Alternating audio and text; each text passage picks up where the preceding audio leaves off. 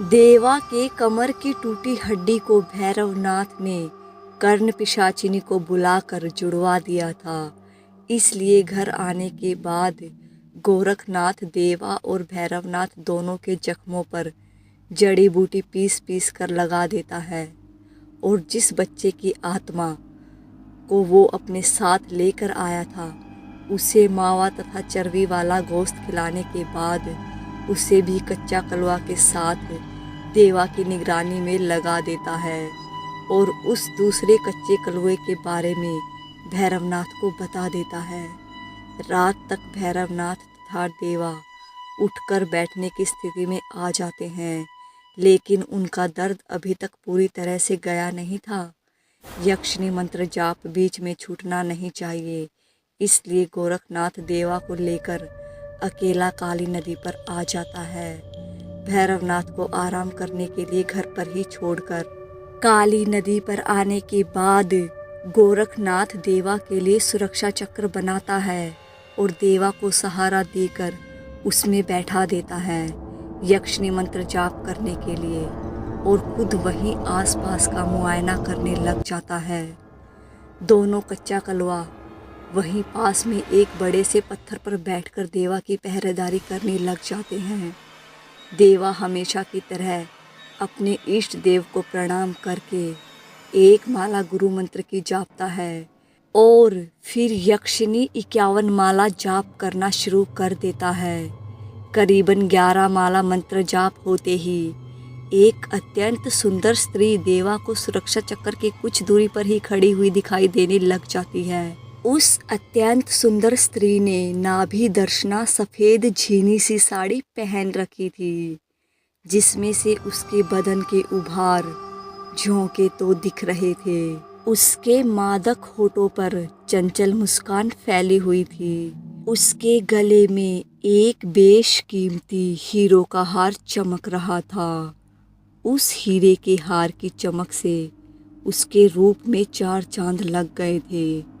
वो सुंदर स्त्री देवा को देखकर ऐसे मुस्कुरा रही थी जैसे कमल के पत्तों पर पड़ी ओस की बूंदों में पूर्णिमा का चांद मुस्कुराता है। देवा मंत्र जाप करता हुआ उस सुंदर स्त्री को टकटकी बांधकर निहारने लग जाता है। पहले मंत्र जाप करते हुए उसे कमर में दर्द हो रहा था, लेकिन अब उस सुंदर स्त्री की सुंदरता में वो अपना दर्द ही भूल जाता है। थोड़ी देर वो स्त्री भी देवा को टकटकी बांधे देखती रहती है। फिर वो स्त्री अपने मादक लरजते हुए होठों से देवा को अपने पास बुलाने लग जाती है। मेरे पास आओ ना मेरे प्रिय, सिर्फ मुझे देखते रहोगे या आकर मुझे अपनी बाहों में भी भरोगे? आओ ना प्रिय, मेरे पास आओ, मुझे ऐसे न देखो, मेरे पास आओ मेरे प्रिय। उस स्त्री से ऐसा खुला निमंत्रण पाकर देवा अपने होशो हवास खो बैठता है, मंत्र जाप करना भूल जाता है। उस स्त्री के उभारों होठों की मादकता को निहारता निहारता सुरक्षा चक्र से बाहर निकलने लग जाता है। उसको सुरक्षा चक्र से बाहर निकलता देखकर वो स्त्री भी अपनी बाहें फैलाए उसकी तरफ बढ़ने लग जाती है। देवा को सुरक्षा चक्र से बाहर निकलता देख दोनों कच्चा कलवा भागकर गोरखनाथ को बुलाने चले जाते हैं, लेकिन गोरखनाथ उस जगह का मुआयना करता करता थोड़ी दूर निकल चुका था। कच्चा कलवा के बुलाकर लाने पर गोरखनाथ भागकर वहां आता है, लेकिन तब तक देवा सुरक्षा चक्र से बाहर निकल चुका था। सुरक्षा चक्र से बाहर निकलते ही वो खूबसूरत स्त्री एक पिशाचिनी बन जाती है और देवा की गर्दन में अपने बड़े नुकीले दांत चुभाने लग जाती है। लेकिन दोनों कच्चा कलवा तब तक गोरखनाथ को बुलाकर खुद फुर्ती से उड़कर वहां पहुंच जाते हैं और उस पिशाचिनी से देवा को छुड़ाने लग जाते हैं। गोरखनाथ के वहां पहुंचते ही वो पिशाचिनी वहां से उड़कर भागने लग जाती है। पिशाचिनी के उड़ते ही दोनों कच्चा कलवा भी उसके पीछे पीछे उड़ने लग जाते हैं। पिशाचिनी उड़ते उड़ते एक घने जंगल में पहुंच जाती है। दोनों कच्चा कलवा भी उस पिशाचिनी के पीछे पीछे उस घने जंगल में पहुंच जाते हैं। इधर देवा सुरक्षा चक्र के बाहर सुंदर स्त्री के चुड़ैल में बदलते ही बेहोश हो चुका था। गोरखनाथ भागता भागता वहां आता है और देवा के माथे पर हाथ फेरकर एक मंत्र पढ़ता है, जिससे देवा को होश आ जाता है।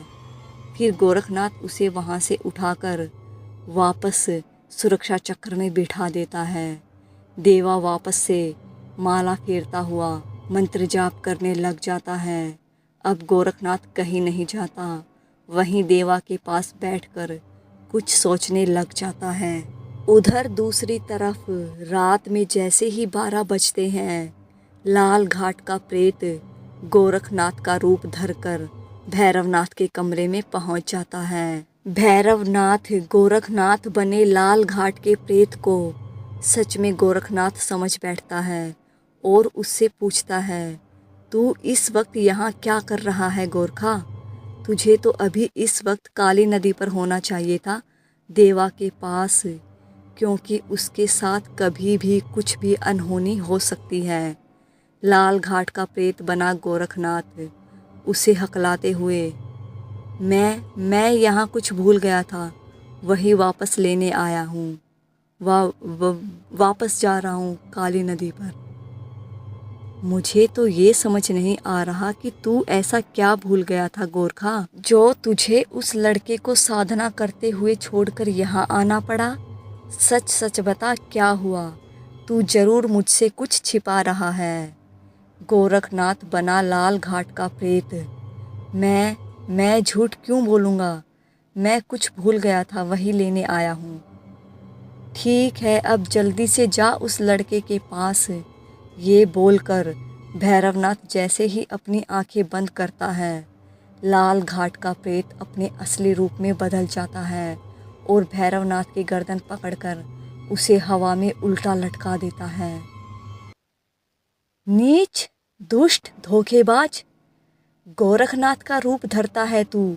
अगर तुझ में हिम्मत है तो मुझे सीधा कर, नीचे उतार, धोखेबाज प्रेत।